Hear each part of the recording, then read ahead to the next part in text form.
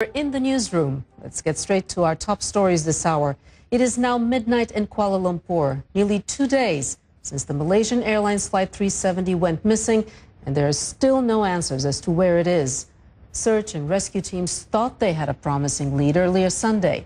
A Singaporean plane spotted a strange object floating in the South China Sea, but that turned out to be a dead end.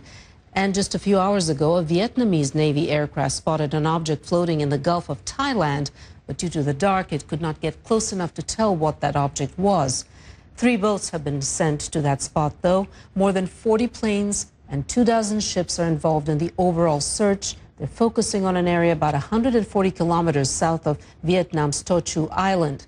Malaysian military officials are also looking into whether the plane may have changed course to turn back toward Kuala Lumpur.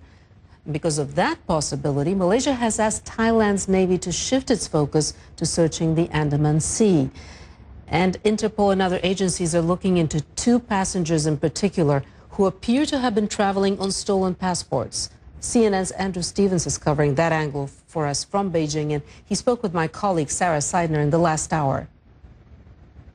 It does seem to be extraordinary that those passports stolen 2 and 3 years ago could still be valid in a city like Kuala Lumpur, which is a very advanced city. Malaysian Airlines does have a good safety record. It does have a good administrative record.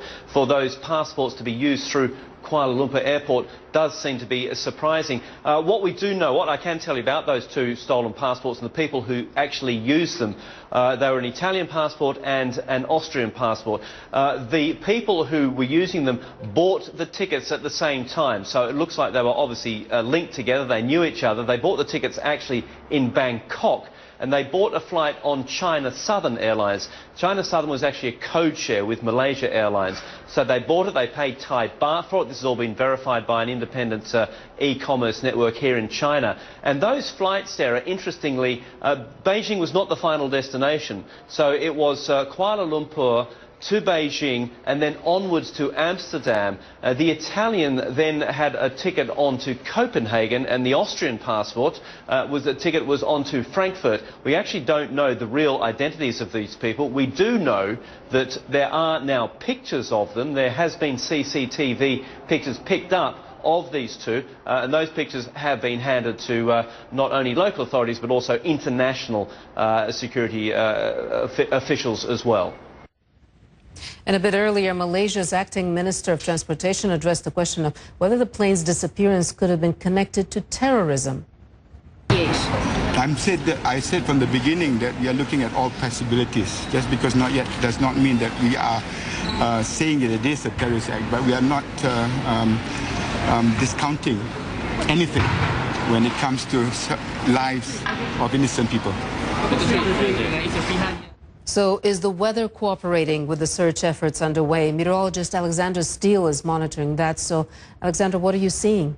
Well, you know, Relitza, the conditions were dry during takeoff. We have not had any storms. We have been and continue to be in a very dry pattern.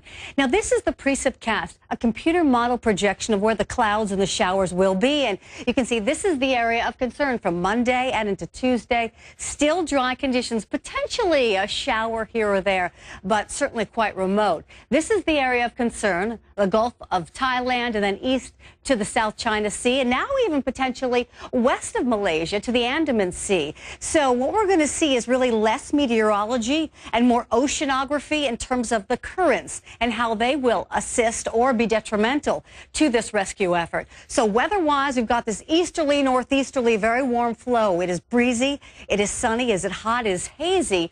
But what we're going to see with the wind coming from this direction, potentially any debris being pushed south and west. But then factor in the currents within this body of water, and you can see kind of how they move. And thus these currents and the wave direction will take any debris, be it either moving it farther north to the northern Gulf here or farther south toward this Malaysian coast. So there's a lot of factors. And finally, if any debris is found, knowing these currents certainly will be helpful.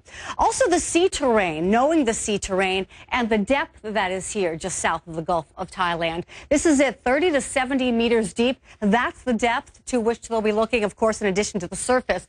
But look at the difference here in the South China Sea, how much deeper, Relitza, that is farther eastward. So they certainly seem to now be expanding their search here just west west of Malaysia to the Andaman Sea. So the currents will certainly play a factor. And knowing those will be really instrumental in helping look and find this rescue efforts. Absolutely. Alexandra, thank you very much.